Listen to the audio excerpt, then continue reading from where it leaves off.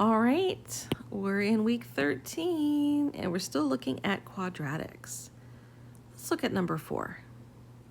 Use the graph of the parabola to fill in the table. So here's the table over here. Okay, so we can kind of imagine, I'm going to put arrows on this because this just continues down. This actually keeps going to negative infinity, and this keeps going to positive infinity. But with the graph, they kind of cut things off. Okay, does the parabola open upward or downward? So this is face up, and this is face down. So this guy is definitely downward. Okay, the coordinates of the vertex. So the vertex is your turning point. And it's either going to be a max, like if you have one like this is a max, or if you have one that faces up like that, that's a min. This guy has a max, so we're going to put a little point right there. And his coordinates are over -2 and down -2.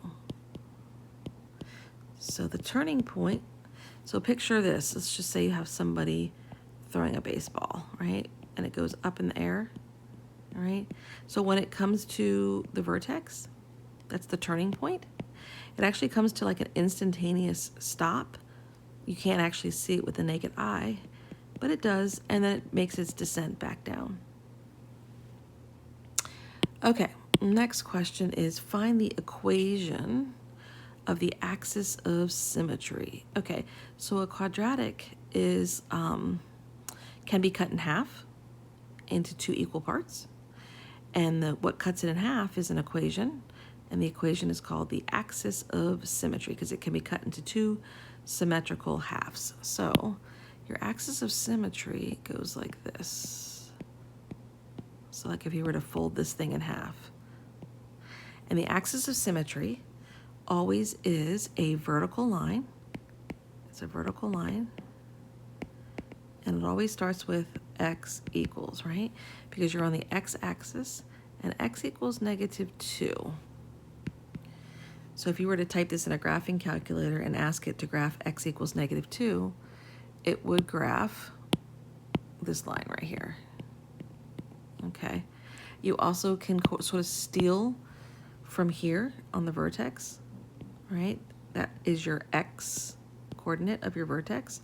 That also becomes the place where the axis of symmetry runs through and cuts this into 2 symmetric and equal halves, right? You have one half here, and then you have another half over here.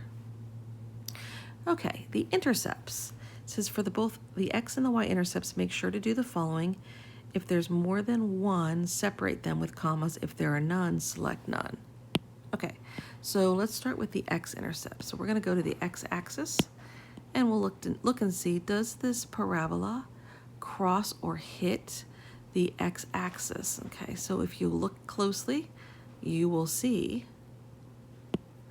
that it never touches the x-axis. So there's none. There are no places where this parabola comes up and hits the x-axis. Now, does it cross the y-axis? Let's go find out. So I'm going to kind of come down on the y. Here's your y-axis.